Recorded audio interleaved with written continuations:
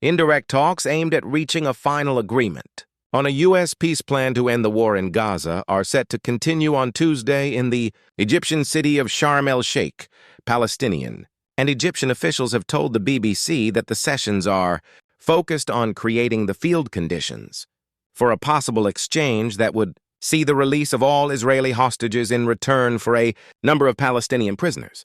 Israel's prime minister said on Saturday that he hoped to announce the release of hostages in the coming days. As the officials met on Monday, U.S. President Donald Trump told reporters at the White House, "We have a really good chance of making a deal, and it'll be a lasting deal." Hamas has said it agrees to the peace plan proposals in part, but has not responded to several key demands, including its disarmament and not having any future role in the governance of Gaza.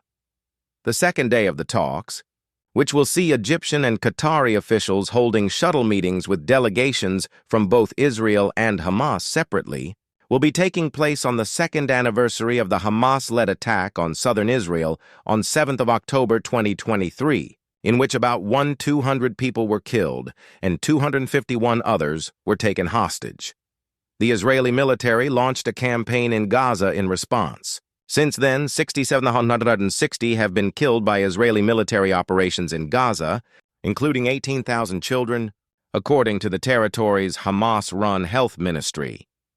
In a statement commemorating the anniversary, United Nations Secretary-General Antonio Guterres said Trump's plan presents an opportunity that must be seized to bring this tragic conflict to an end. UK Prime Minister Sir Keir Starmer reiterated his support for the plan in his statement commemorating the anniversary, saying, "We welcome the U.S. initiative towards peace in the Middle East, and this government will do everything in our power to bring about the day where every child of Israel can live peacefully alongside their Palestinian neighbors, in safety and security," a senior Israeli security source said the talks initially would focus only on the release of hostages and give Hamas a few days to complete that phase.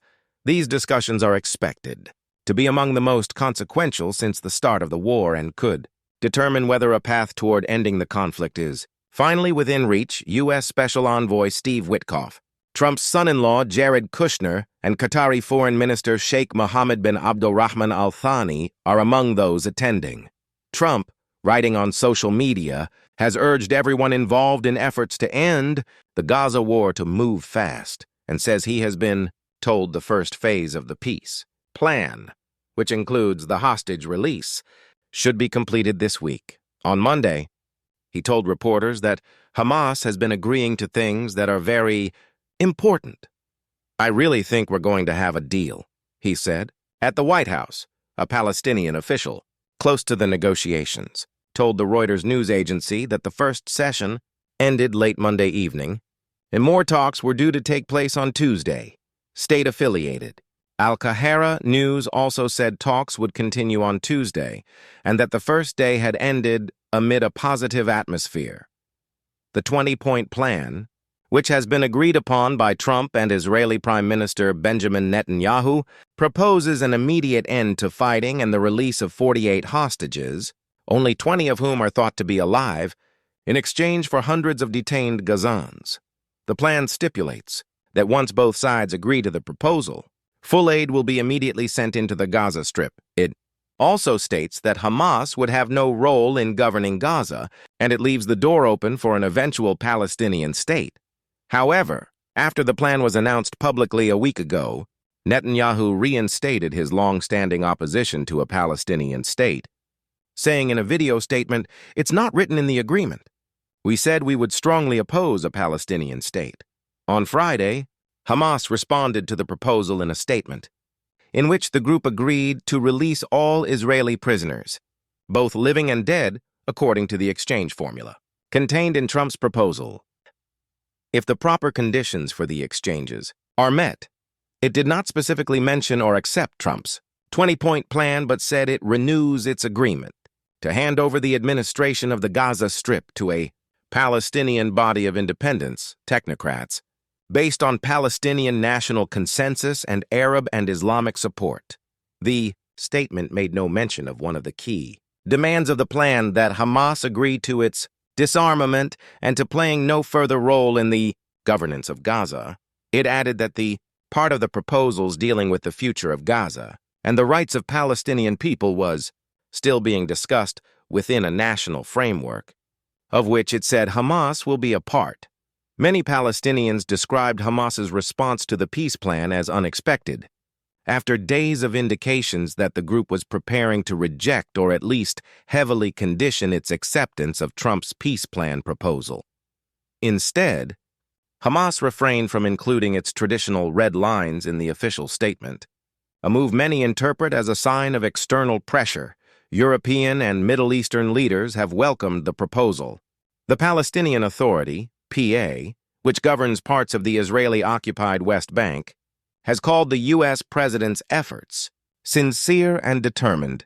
Iran, which has been one of Hamas's main sponsors for many years, has also now signaled its support for Trump's Gaza peace plan. Israeli bombardment continued in several parts of the Gaza Strip on Monday ahead of the talks, beginning that Israel is carrying out an offensive in the city, which it has said is aimed at securing the release of the remaining hostages.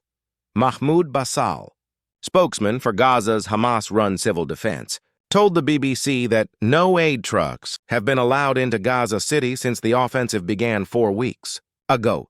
There are still bodies we cannot retrieve from areas under Israeli control, he said. Hundreds of thousands of Gaza City residents have been forced to flee after the Israeli military ordered evacuations to a designated humanitarian area in the south, but hundreds of thousands more are believed to have remained. Israel's defense minister has warned that those who stay during the offensive would be terrorists and supporters of terror.